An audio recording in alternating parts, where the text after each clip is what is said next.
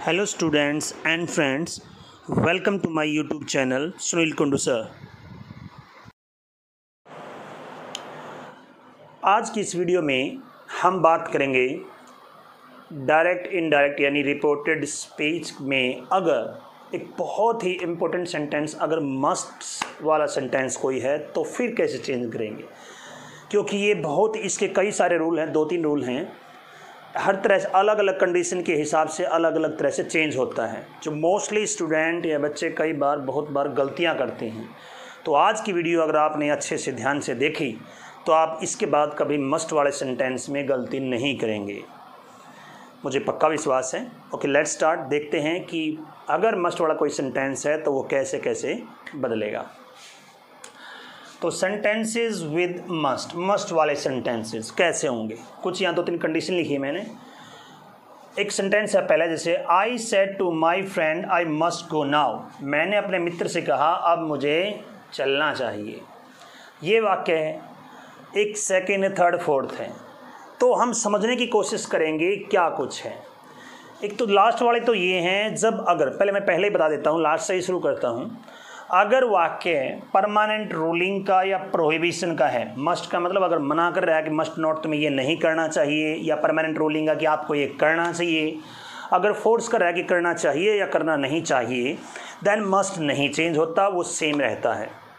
Okay, तो जैसे इस वाक्य में है यू मस्ट बी पंक्चुअल, तो मस्ट का मस्ट ही रहेगा, और यहाँ पर मस्ट है, मस्ट नॉट मीन्स, तो वो भी सेम ही रहेगा।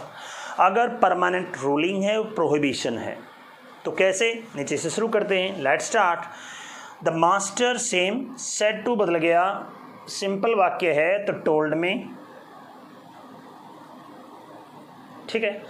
टोल्ड द सर्वेंट, अब आगे इन्वर्टेड कॉमा के स्थान पर लग गया दैट। अब यू है second person object, cancer object servant है तो बन गया ही। मस्ट बी पंक्चुअल सेम रहेगा, मस्ट चेंज नहीं हुआ। ऐसे नीचे लिखे हुए वाक्य में देखें, you must play with knives, आपको तुम्हें चाकुओं के साथ नहीं खेलना चाहिए। चिल्ड्रन, बच्चों, सेड द मदर, माँ ने कहा। अब ये वाक्य थोड़ा सा चेंज भी लिखा है, जिसमें पहले रिपोर्टेड वर्ब नहीं आई बल्कि पहले रिपोर्टेड स्पीच है, फिर रिपोर्टेड वर्ब है यहाँ। तो इस बात से कोई फ़र्क नहीं पड़ता, सेंटेंस पहले चाहे कैसे भी लिखा गया है, पहले रिपोर्टेड वर्ब है या रिपोर्टेड स्पीच है। हमें जब डायरेक्ट से इनडायरेक्ट बनाएंगे तो सबसे पहले हम रिपोर्टेड वर्ब ही लिखेंगे। ओके, तो चलो लिखते हैं। तो क्या हो गया, द मदर, ठीक है, मदर सेड। यहाँ पर हालांकि दिखता ये है कि मदर सेड, इसमें ऑब्जेक्ट नहीं है, तो इसका मतलब क्या, सिंपल वाक्य तो हमें सेड का सेड रखना चाहिए। देखिए बताओ क्या रखना चाहिए, नहीं। अगर आप सोच रहे हैं कि रखना चाहिए, कि बिल्कुल नहीं। क्यों, कि इसमें ऑब्जेक्ट जो बाहर नहीं है लेकिन अंदर है, ये रहा।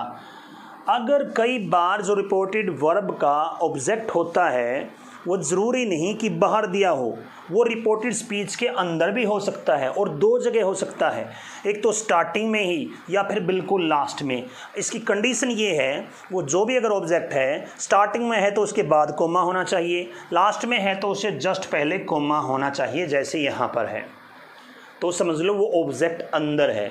ये बोल किसको रही है माँ, चिल्ड्रन यानी बच्चों को, तो जाहिर बात है ऑब्जेक्ट हैं, ठीक है। तो हम मान के चलते हैं, तो इसलिए वाक्य बन गया the mother said to the children.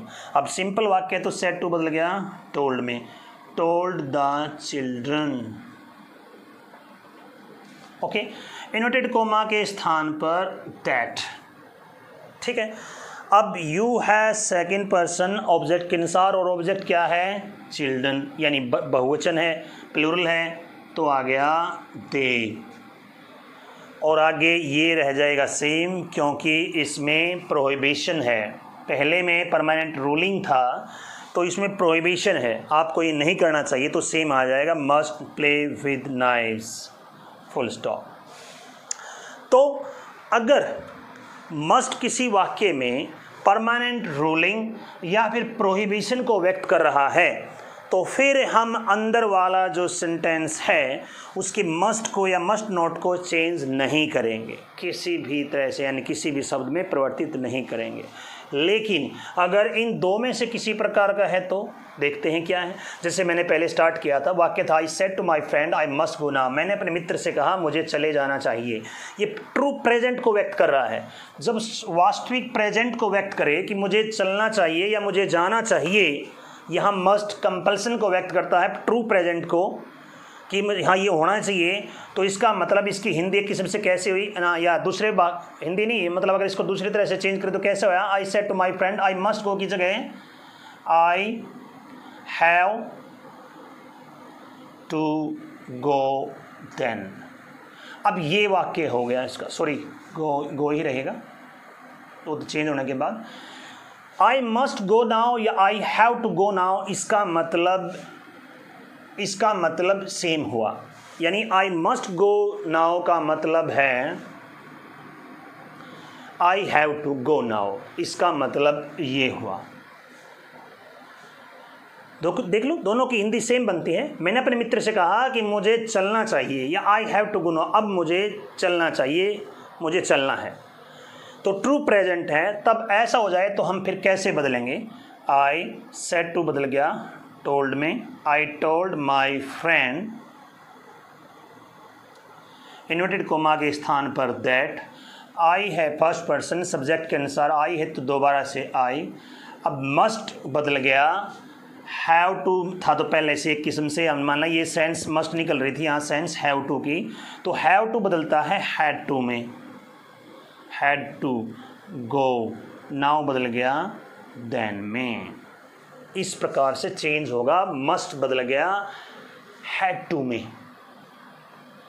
Clear. Next sentence है I said to my father, मैंने अपने पिता से कहा I must leave for Delhi next week, मुझे अगले सप्ताह दिल्ली निकलना है। अर्थात आवश्यकता है, नेसेसिटी है या कंपल्सन है, मजबूरी कह लो उसकी या ज़रूरत कह लो, उसे अगले सप्ताह दिल्ली निकलना है। यहाँ ये नहीं कहेंगे निकलना चाहिए, निकलना है मुझे अगले सप्ताह। नेसेसिटी को व्यक्त कर रहा है, कंपल्सन को व्यक्त कर रहा है। ठीक है, तो अभी यानी ये नेसेसिटी और कंपल्सन हुई। तो यहाँ मस्ट का मतलब क्या है, सेल हैव टू, यहाँ मतलब इसका ये निकलता है। I said to my father, हम ऐसे कह सकते हैं I said to my father, inverted comma शुरू, I shall have to leave for Delhi next week, मुझे अगले सप्ताह दिल्ली के लिए निकलना होगा। इसका अर्थ ये है, ये नेसेसिटी है, कंपल्सन है। तो यहाँ इसका अर्थ हुआ सेल हैव टू।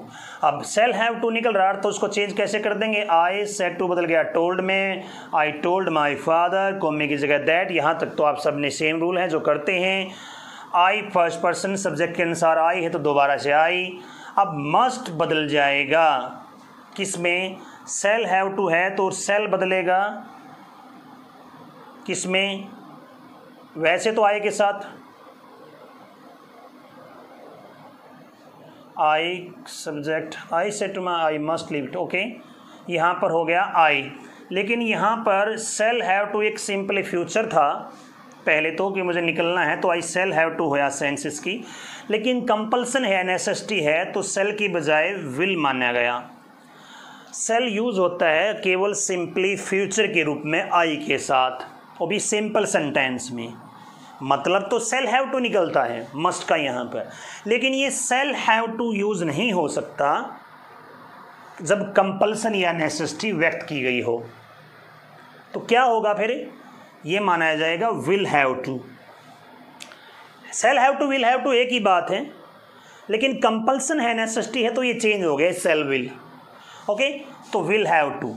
अब इसको चेंज करेंगे तो क्या हो गया, I told my father that, I will बदल गया वुड में, आई वुड हैव टू, यानी मस्ट बदला वुड हैव टू में। पहले मस्ट किसके कैसे माना गया, सेल हैव टू या विल हैव टू के रूप में, फिर वो चेंज हो गया विल वुड में, तो यानी यहाँ मस्ट बदल गया would have to. Would have to में। सेम आगे बाकी लीव फॉर डेली, नेक्स्ट बदल गया the following week, next following week. तो ये सेंटेंस कैसे चेंज हुआ? कंपल्सन है या नेसेसिटी है, नेसेसिटी को व्यक्त करता है विल हैव टू या सेल हैव टू, ठीक है, ये नेसेसिटी को ही व्यक्त कर रहा है। तो मस्ट भी यहाँ पर क्या किस रूप में काम कर रहा है? विल हैव टू या सेल हैव टू। तो जब हमने चेंज किया एंड डायरेक्ट से इनडायरेक्ट बनाया तो विल बदल गया वुड में, यानी वुड हैव टू।